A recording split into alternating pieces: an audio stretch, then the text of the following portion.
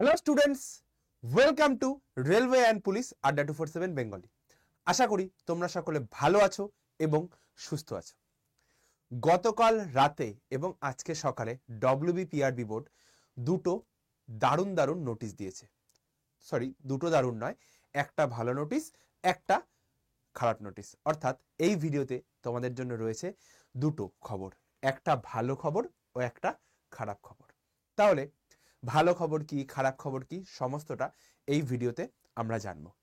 তো তার আগে, ভিডিও শুরু করার আগে তোমাদেরকে বলবো, যারা যারা এখনো পর্যন্ত এই চ্যানেলটিকে সাবস্ক্রাইব করোনি, অবশ্যই করে চ্যানেলটিকে সাবস্ক্রাইব করে রেখো এবং বেল আইকনটা প্রেস করে রেখো। সমস্ত কিছুর আপডেট তোমাদের কাছে পৌঁছে যাবে এবং সঠিক তথ্য, অফিসিয়াল নোটিশ সহ। ঠিক আছে, চলো তাহলে ভিডিওর শুরুতে আমরা কি দেখব। অফিসিয়াল যে নোটিশটা ছিল, যেটা আমাদের ডব্লিউবিপিআরবির সাইডে যে নোটিশটা ছিল, সেই নোটিশটা আমরা আগে একটু দেখে নিই। ঠিক আছে, নোটিশটাই কি বলছে দেখো। যে কলকাতা পুলিশের যে এক্সাম ছিল 2023-এ, যেটার প্রিলি হয়েছে, রেজাল্ট বেরোবে বেরোবে, আমিই ভিডিও বানিয়ে বলেছিলাম যে রেজাল্ট বেরোবে, রেজাল্ট বেরোচ্ছে, রেজাল্ট বেরোচ্ছে। আমার কাছে যতটা ইনফরমেশন ছিল আমি সেই হিসেবেই তোমাদের জানানোর চেষ্টা করেছি। দেখো, সেই এক্সাম কিন্তু পোস্টপন হয়ে গেছে।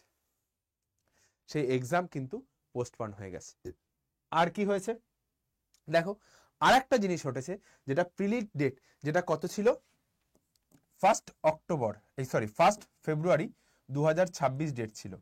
1 ফেব্রুয়ারি 2026-এ কিন্তু ডেট ছিল, সেটা কিন্তু এগিয়ে 21শে ডিসেম্বর চলে এসছে। অর্থাৎ যারা 2023 সালে এসআই এর পরীক্ষা দিয়েছিলে তাদের জন্য হয়ে গেল এটা খারাপ খবর, এবং যারা কনস্টেবলের জন্য প্রিপেয়ার হচ্ছ তাদের জন্য কিন্তু এটা সুখবর হয়ে গেছে।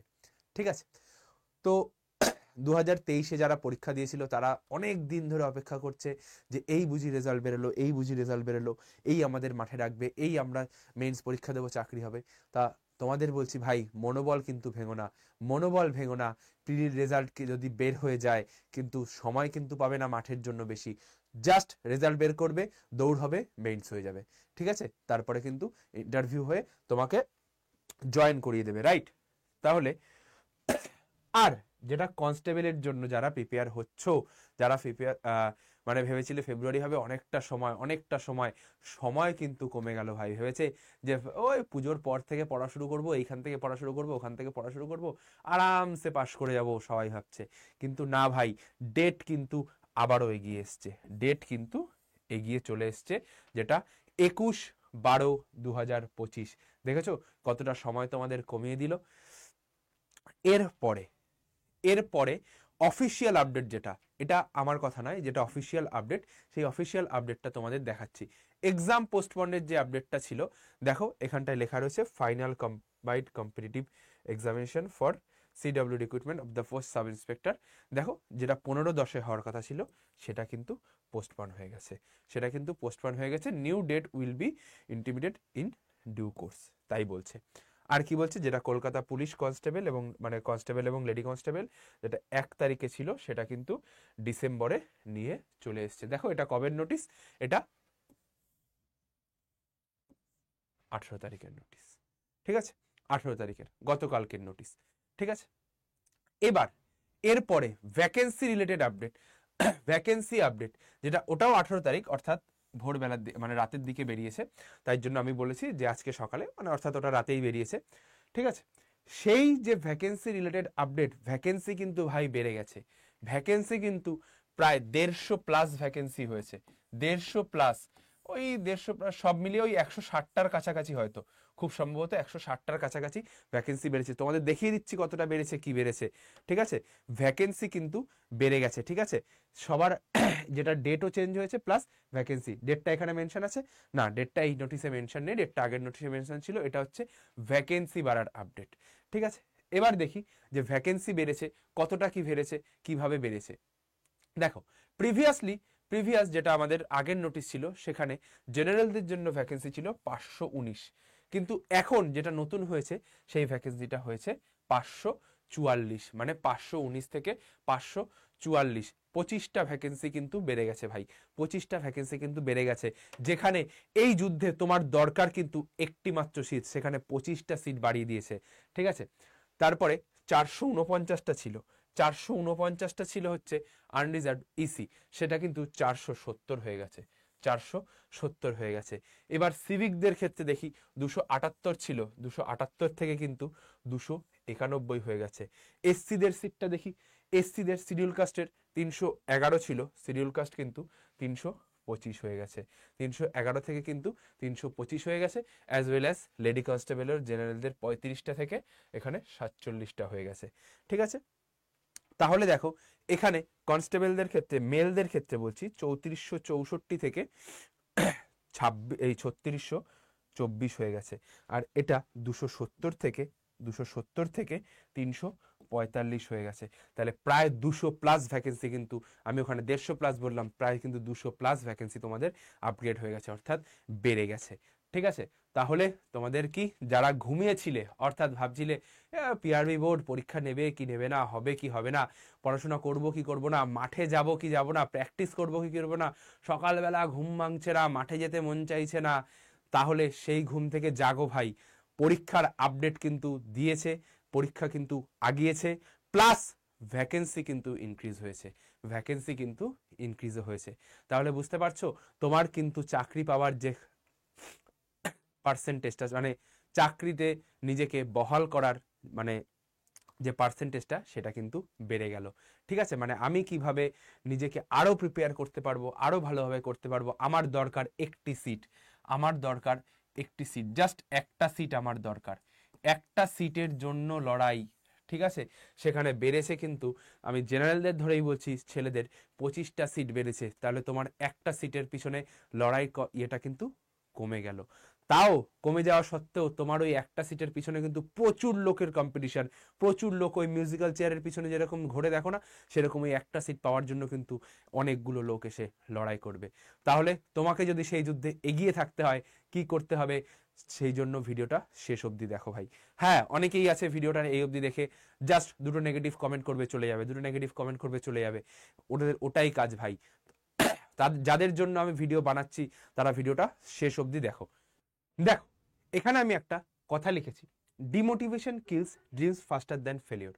অর্থাৎ যারা এখন এই ভেঙে পড়বে, কলকাতা পুলিশের যে এক্সামটা পিছিয়ে দিল সেটা দিয়ে যারা ভেঙে পড়বে, তারা কিন্তু এই যুদ্ধতেও পিছিয়ে যাবে।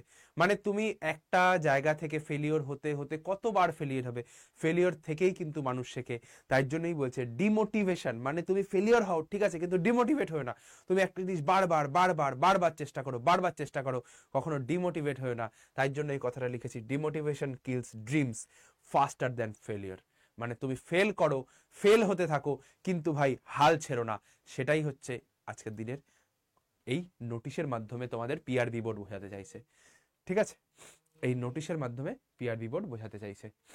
এবার যেটা বলার, প্রস্তুতি নেব কিভাবে, প্রস্তুতি নেবার জন্য সব থেকে ভালো জায়গা এখানটায় আমরা কভার করছি ডব্লিউবিপি কেপি কনস্টেবল এবং এসআই এর প্রিলি, মেইনস নয় প্রিলি। এই যে সংগ্রাম ব্যাচটা আমাদের রয়েছে, দেখো 206 ঘন্টার, এটা 206 নয়, এটা 262 ঘন্টার লাইভ ক্লাস হবে, 262 অনলাইন লাইভ ক্লাস, 262। ঠিক আছে, 53টা মক টেস্ট, 9টা ইবুক আর একটা কার্তুজ বই। এই যে কার্তুজ বইটা আগে 3300+ এমসিকিউ দিয়েছিল, এখন 4500+ এমসিকিউ দিয়ে নতুন বইটা কিন্তু তোমাদের ব্যাচের সাথে বাড়িতে চলে যাবে। Y1034 এই কোডটা তোমরা জাস্ট ইউজ করবে, তাহলে কিন্তু তোমরা ম্যাক্সিমাম ডিসকাউন্ট পাবে। এখানে টপিক ওয়াইজ, চ্যাপ্টার ওয়াইজ প্রত্যেকে, আমি বলো আদার্স যে স্যাররা বলো, দারুণভাবে কিন্তু প্রস্তুতি এই সংগ্রাম ব্যাচে হয়েছে। সংগ্রাম ব্যাচ কিভাবে নেবে না নেবে সমস্ত কিছু ডিটেলস কোথায় পাবে, জাস্ট এই যে নাম্বারটা, এই নাম্বারটা আমি লিখছি, এই নাম্বারটা জাস্ট একটা হাই পাঠাও, এই নাম্বারটা একটা হাই পাঠাও। আমি বলবো হাই পাঠানোর থেকে তুমি ডিরেক্ট আমাকে কল করে নাও। ঠিক আছে, একবার কল করে নাও, কখন, 8টার পরে, 8টার পরে আমাকে একবার কল করে নাও, আমি তোমাকে সঠিকভাবে গাইড করে দেবো যে কিভাবে ব্যাচকে নেবে না নেবে সমস্ত কিছু নিয়ে। ঠিক আছে, তো এই ছিল ভিডিওর আজকের বক্তব্য, যে তোমরা কিভাবে নিজেকে সাকসেসফুল করবে, কিভাবে নিজেকে প্রিপারেশনের মধ্যে রেখে নিজেকে একটা ভালো জায়গায়, অর্থাৎ একটা ফিউচার, সিকিউর ফিউচারের দিকে নিজেকে এগিয়ে নিয়ে যাবে, সেটা ছিল এই ভিডিওর মধ্যে। আর কি ছিল, যে সমস্ত অফিসিয়াল আপডেটগুলো পিআরবি বোর্ড আমাদের নিয়ে যে ছিনিমিনিটা খেলছে সেই সমস্ত কিন্তু এই ভিডিওর মধ্যে তুলে ধরলাম। যে ছিনিমিনি কিভাবে খেলছে মিন্স, দেখো কোনো পরীক্ষা এগিয়ে আনছে নিজেদের মতো, কোনো পরীক্ষা পিছিয়ে দিচ্ছে, কি করছে এরা নিজেরাও জানে না। তো সমস্ত কিছু কিন্তু এই ভিডিওটার মধ্যে আমি তোমাদের অফিসিয়াল নোটিশগুলো দেখালাম। এবার যারা ডিমোটিভেট হয়ে পড়াশোনা ছেড়ে দেবে তো ছেড়ে দিতে পারো ভাই, আর যারা মোটিভেট হয়ে ভাবছো যে না এটাই আমার শেষ সুযোগ যে আমি এইবারই কিছু না কিছু করব, এইবারই এটাই আমার শেষ সুযোগ, এটা ভেবে যদি পড়াশোনা করো এবং মাঠে দৌড়াও তাহলেই কিন্তু তুমি সফলতায় পৌঁছে যাবে। অর্থাৎ মাঠে দৌড়াচ্ছি, আমার 1600 মিটার আমার লক্ষ্য, আমাকে 6.5 মিনিটে কমপ্লিট করতে হবে, আমি বাড়িতে সবসময় ওটাকে 6:10-এ কমপ্লিট করে যাব, 6:10-এ কমপ্লিট করে যাব, কারণ ওখানে গিয়ে কোন কনসিকুয়েন্সের মধ্যে আমাদের পড়তে হয় সেটা কিন্তু আমিও জানি না, তুমিও জানো না ভাই। তাহলে সবসময় নিজেকে ওভার প্রিপেয়ার্ড রাখো, সবসময় নিজেকে ওভার প্রিপেয়ার্ড রাখো, ওভার, সর্বদা, মানে সবার থেকে এক স্টেপ এগিয়ে থাকো। সেই এক স্টেপ এগিয়ে থাকার সঠিক ঠিকানা হচ্ছে ভাই এই সংগ্রাম ব্যাচ। দারুণভাবে প্র্যাকটিস, এক্সাম রিলেটেড যে টাইপের কোশ্চেন আছে ভাই সেই টাইপের কোশ্চেন এই ব্যাচে আমরা করিয়েছি। ঠিক আছে, চলো তাহলে ভিডিওটা আর বেশি বড় করব না, এখানে ভিডিওটা শেষ করছি। সব অ্যাডমিশন কিভাবে নেবে না নেবে ডিরেক্ট তোমরা আমাকে এই নাম্বারটায় কল করতে পারো, সমস্ত কিছু আমি তোমাদের গাইড করে দেবো। চলো তাহলে ভিডিওটা আর বড় না করে আজকের ভিডিওটা এখানে শেষ করি। ততক্ষণ সকলে ভালো থেকো, সুস্থ থেকো আর যুদ্ধে থেকো। ভিডিওটা অবশ্যই লাইক করো, চ্যানেলটাকে সাবস্ক্রাইব করো,